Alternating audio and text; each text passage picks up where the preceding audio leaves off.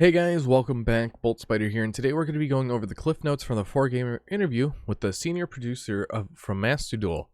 And if you had a dream of this game going to best of 3, just let that dream die because it won't be happening.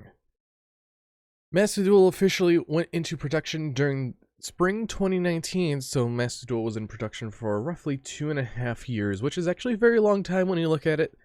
And it came out to be like a game like this, but I understand because COVID restrictions and it's a little hard to work on a game with so much stress as well.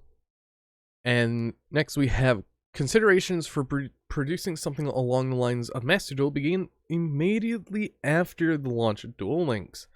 So I guess they kind of looked at it like, oh, the Duel Links is doing really well. Let's make one for the TCG. Now that's going to be interesting to see what happens for that in a later date. But knowing that it's kind of just like Duel Links is pretty nice.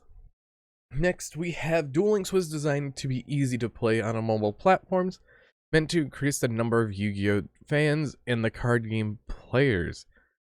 That actually did happen. It did increase numbers of the Yu-Gi-Oh players, and some of them actually went to play the real life game. I know a few of them personally. Then we have Master Duel was designed as a game to let duelists take things to the next level. It honestly did take things to the next level. Being a altered format and having a breath of fresh air, I really do enjoy that, but I feel like that fresh air has gone down a bit now. Next, we have Master Duel was also conceived of being a game that would be enjoyable for both competitors and spectators. This is true. This is true. After that, we have one of the hardest things for developing the game was ensuring crossplay and how the game would work on console and smart devices. That is usually one of the hardest things to do for a game, to have crossplay over every platform and actually seeing how it works on each platform. Because I know iOS and Android, they took a bit to launch while everything else was out since mid-January. Then after that, solo mode was a later addition, as the game was originally intended solely for hardcore duelists, but they found PvP alone made the game a bit too hardcore. I'm happy that they did that because it's PvP and solo mode. Solo mode, you could just play through that for a few days, get everything, and PvP is there to duel against competitive players. Then after that, you have also the non-PvP side where you could play with your friends, which I do like. Since Master Duel is internally international, the game has its own forbidden limited list separated from the official card game and trading card game. With the ban list, I really do hope that they adjust a lot of things. One of the things that might actually be cool, since it's international, we could actually play this game under the world's ban list, which would be pretty cool. So people would have a platform just to test world formats. After that, we have the game will be designed to have tournaments that will make you want to make use of as much of the card pool as possible, and not strictly to one meta game deck.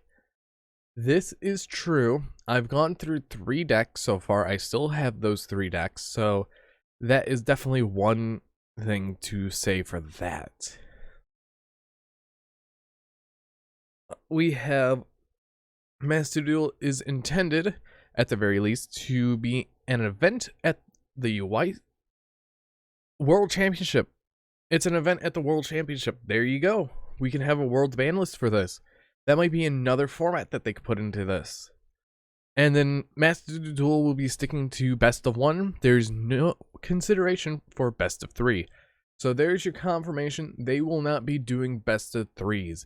as they have not done any considerations for it, and I don't think that they will do any best of threes in the near future.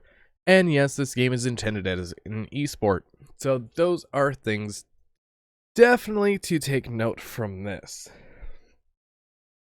This is a lot of insight, but let me say my thoughts on Master Duel.